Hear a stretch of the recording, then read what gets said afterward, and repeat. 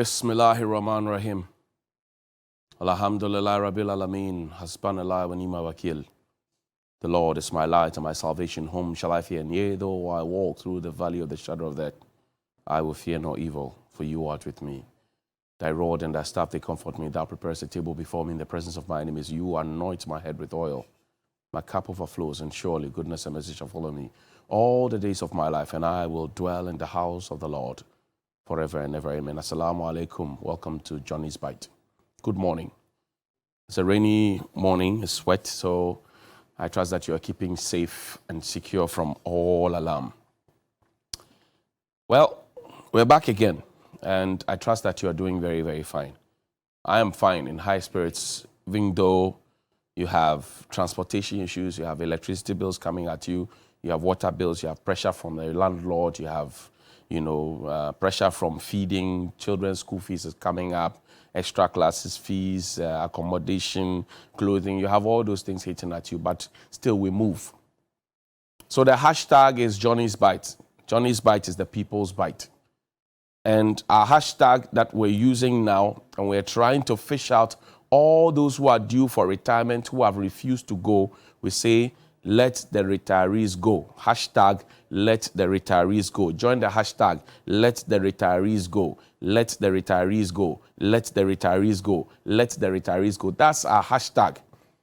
Because as young people, we cannot continue to sit hungry and worried and traumatized, the mental torture, knowing that there are people who have served for more than 30 years, 40 years in some cases, and they still want to hang on.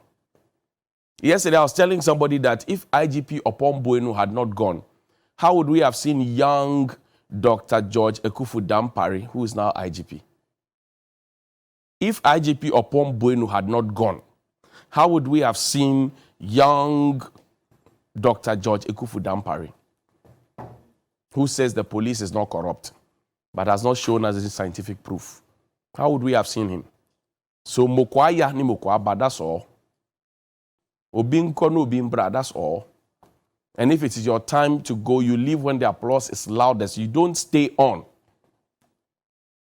Today, I feel very, very sad because all the people who were told to remember me and all the agitations and all the meeting with the deputy chief of staff and all the demonstrations and all the things that they did, the Napconians, they are coming home and they are told to hope. We were told of a hope campaign in 2016. But if you ask them individually, they have no hope. And yesterday I told somebody that, you see, some of us will advocate for you, but a house divided against itself will not stand.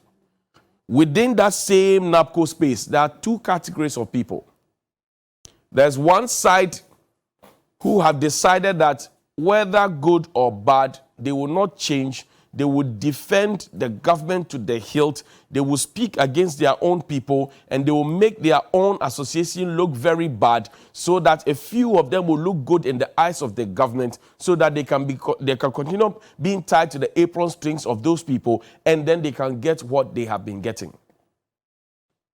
And then there are those on the other side who are genuinely concerned about their future, who are genuinely concerned and demanding for the permanent job that was promised them, who are genuinely asking the government to remember them, who are genuinely saying that this is not what you told us. So when you have two sets of groups, in one group, a house divided against itself will not stand. And that's the problem of NAPCO. Because when you all say, yes, there's more power. When some of you say yes and others say no, the power is diminished. And the government will even think that you are not serious. Listen to the tone of the letter that was written to them. And I want to say good morning to Dr. Anyas. His claim to fame was NAPCO. The praise and worship songs and the Bible verses that the President Akufo-Addo quoted at the Independence Square should be playing now. He says, this is the day the Lord has made and we should rejoice and be glad in it. The President's own words. He quoted from Holy Scripture. Today, is it a day that the Lord has made? Yes. Will NAPCO beneficiaries rejoice and be glad in it? I don't know. They will have to say. Now, it says, Dear trainee, greetings from the NAPCO Secretariat. Your time on the NAPCO scheme has been valuable and impactful. As you exit with a wealth of experience, there is an added advantage to consider private enterprise as a career option. Added advantage to consider private enterprise as a career option. Where is the capital? That's the first one I ask. 2, your skills development program will aid your progress under the entrepreneurial You Start initiative to develop your ideas further into a viable business. More information will be made available from NAPCO and stakeholders in due course. So they are going home, just like we asked them to stay on.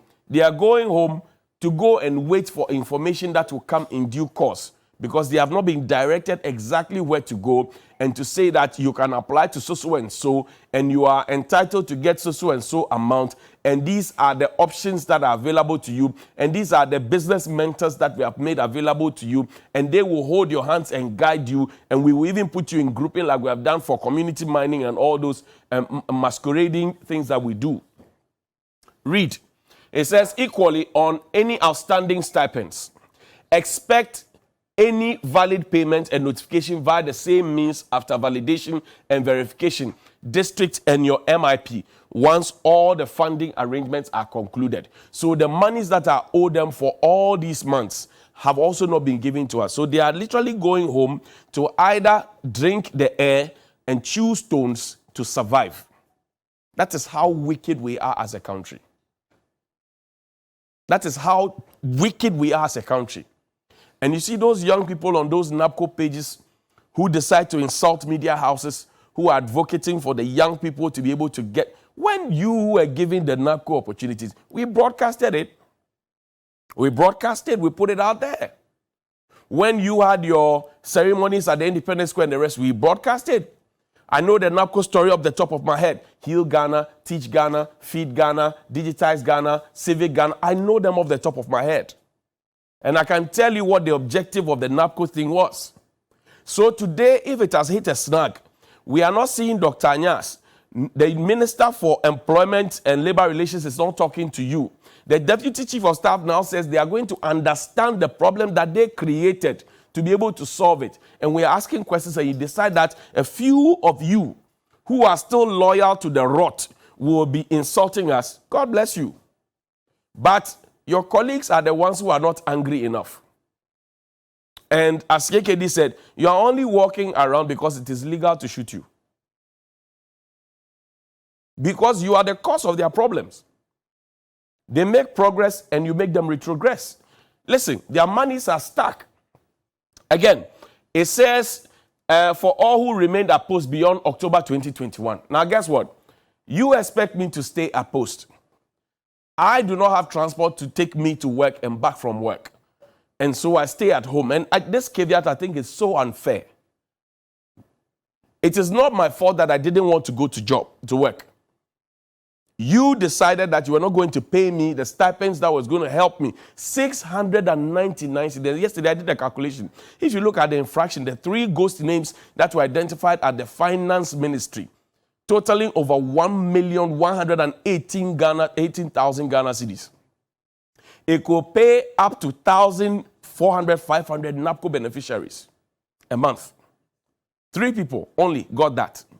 Now, I'm saying that if you had given the people the money, do you think that the youth are so lazy and so irresponsible that they would have stayed at home and not come to work? So then you starve them, you keep their monies away from them, you don't provide any alternative means of transport, and then you come and put here that while you are trying to conclude on the financial arrangement, anybody who didn't remain at post beyond October 2021 will not be getting the money. Hey, remember me. Remember me. Is this how you want the youth to remember you? Remember me. My livelihood depends on you. My education depends on you. Remember me. Why are we this wicked to ourselves? When this started, we told you that this is not sustainable. You use this as an election tool to win votes. Now, I say send your men to the ground. Speak to them individually because they come to me every day. They will tell you the pain they are going through. Their landlords are chasing them out. They can't pay their children's school fees. They can't feed. They can't pay electricity bills. They can't pay water bills. They can't even get money to transport themselves to go and do pak. There is pressure in this town. Now, it says, we appreciate your time and growth while with us on the scheme and would like to extend our best wishes to you on your future career choices. NAPCO Secretariat, August 31, 2022. Now, with all the situation that is happening, and it's not only the NAPCO beneficiaries. I mentioned earlier that this is homecoming. So the national service is ended as well. Youth in Community Protection Assistance ends today. Over 12,000 beneficiaries are going home to what? National service, about 100,000 graduates are going home to what? NAPCO, 67,000. They are going home to what? Youth in School Support Module, it ends today. What are they going home to? That's the point I'm raising. Remember me. Remember me. You know, it's painful. I feel for this young man. Though. I don't know who convinced him to put his face up there, but I feel for him. I feel for him. And you see, up until this time, you would notice that the IMF conversation, we were told, the president had made a call to IMF to come and give us balance of payment support, and then later the finance ministry follows it up with, a press release or a letter that's suggesting that the conversation has started. We were told that IMF will come in between. We were told by certain ministers that if we go to IMF, it's the small boys that will be sent. Okay, IMF comes and goes. But where is the national update? The daily updates to the people, where is it? Because all of these problems that we're talking about, these problems, it is the IMF program that when we kickstart it, will help us. I feel pity for this lady too. I don't know who convinced her. There's a farmer. There's another school girl. There's a woman, an elderly woman. I feel bad. So where is our IMF program? Because if they said we are getting homegrown solution, homegrown program. Where is it? Because I've not seen it. I doubt you have seen it. And we tend to do everything in secrecy. So that manya, I can. And then eventually it hits a snag. We need at this point to come to the center. We need people. Look at an old woman at the recent Independence Day. They said we refuse to be led by the NDC. NAPCO is better. An old woman left her grandchildren and children to come and support this. NAPCO has been the game changer. Thank you, MPP. NAPCO has helped us to establish our business. Now they are saying go and start a business. You are crying. E-levy will help solve our problems. And it says, well, our dear MPs, NAPCO trainees says pass the e-levy for a better Ghana. E-levy was passed. You see, the hypocrisy in this country is too much. The hypocrisy in this country is too much. So, to solve all these problems, we are told that going to IMF will help us. Some economists have told us that going to IMF is not a panacea. But, question, why does it look like the IMF conversation is not going forward? 2, where is the IMF program? 3, what are the details of the IMF program? And 4, do we have any homegrown IMF program at all? Where are the national updates? The people should be updated. You should keep the pace up with the people. These are all concerns that are on my mind because all these NAPCO issues, the youth in protection assistance, all of them that are going home, we say when IMF comes, we will get some breathing space. Thankfully, the city is beginning to gain some strength. It's the 750 million that came in. Even that before it landed, the 750 million minus something equals something. At every point, we are looking sharp. Now it says, in this year's Ejuma budget, I gave an indication that the new employment scheme will be launched to tackle the issues of the growing numbers of graduates exiting out of our tertiary institution with no job placement inside. This new initiative is the Nation Builders Corps, simply referred to as NAPCO, and Nana Akufo-Addo. NAPCO. I want us to be determined about this because you see, with all this terrorism conversation, see something, say something, we generate hashtag, we go and put slave queens and make them ambassadors. See something, say something, hashtag, we create it. With all these conversations, with all the issues around the immigration service, around our borders. And I tell you, instead of those advising Mr. Techi to be attacking people, they should help him to answer the questions that we have put up. Questions that I have put up. They should answer the questions, the nagging questions that I put up. They should answer it. Because if our borders are porous, it affects tourism. Our borders are porous, it affects our income generation. Our borders are porous, it affects tourism. And it affects security. If you have these numbers of young people in a place that has been surrounded by so-called terrorists, you are making them susceptible because a hungry person will do anything to survive if they won't get angry. It's a serious matter. Danny, we're wrapping up. There are two letters that I quickly want to pay attention to on our Let the Retirees Go campaign. And I say Monday will be my birthday, 5th September. I have given them up to the end of this week. Yesterday somebody called, they say, oh, Friday, don't do it. I said, okay. Monday is my birthday. It will be my birthday present. Head of Civil Service. Letter dated 11th of January 2022. I'm just reading the letter. I won't say anything. If it concerns you, you deal with it appropriately. Request for extension of secondment. Ms. Cecilia Ezwa, Director. Please reference letter number NIA dated 10 December 2021 on the above subject. The Office of the Head of Civil Service has noted your request for extension of secondment of Ms. Cecilia Ezwa. This office is willing to extend Ms. Ezwa's secondment to the National Identification Authority as a technical advisor. We don't have Ghana cards. Based on the fact that she has exhausted the constitutionally limited period of 5 years of post-retirement contract in the civil service, which means that the person is 60 years, has gotten 5 years of contract, and is still asking for extension when the young people are at home. However, given her rich expertise, which is critically needed by the NIA to undertake a number of crucial activities, this office highly recommends that the NIA grants her an engagement contract as a technical advisor accordingly. County Oil Corporation, Nanake Ajekum Jamina, Head of Civil Service. And so this person, I understand, is a lawyer. This person, I understand, is an HR person. But constitutionally, the 5 years that is allowed for contract extension has been over and done with. And we are still asking for extension. We are creating an old people's brigade when the young people are hungry and empty. Danny, there's a second letter from the Education Office. Pull it for me. Signed by Professor Opoku-Amankwa. It says, 1st August 2022, Mr. Anthony Boateng, Ghana Education Service, HQ. It says compulsory retirement under Social Security and National Insurance Trust NIT pension scheme. Mr. Anthony Boateng, Deputy Director General, Staff ID 258004. And the GES has not spoken about the scam of somebody trying to change their date of birth. Mr. Sumadu, they have to speak to it. And OSP has to take an interest in it. If he committed it, he should go to jail. I refer to your letter dated 17 July 2022. We wish to acknowledge that you entered the Ghana Education Service, GES, on the 1st of September 1987. Most of the NAPCO people were not born then. As a professional teacher, 1987, with Ghana Sikache.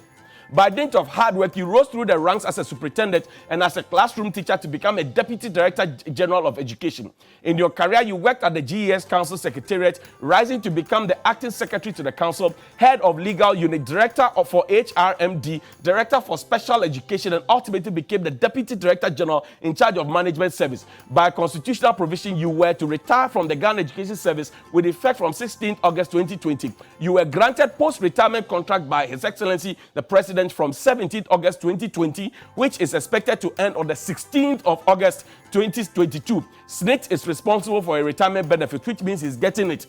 And he's been getting it since 2020. The management and the entire Ghana Education Service fraternity wish to congratulate you and appreciate you on your immense contribution to education service delivery in Ghana. We wish you all the best in your future endeavors. Accept our congratulations. Thank you, Professor Kwesi Opoku-Amankwa, Director General. So, since 1987, you defending that. How old are you? How much of Ghana's money have you chopped? And after 1987, since 1987 to 2020, that is what? 87, to 97. 97 to 2007. 2007 to 2017, that's 30 years. 2018, 2019, 2020, 2021, 2022. That's another what? 5 years. 35 years. They still want extension. Let the retirees go. Good morning.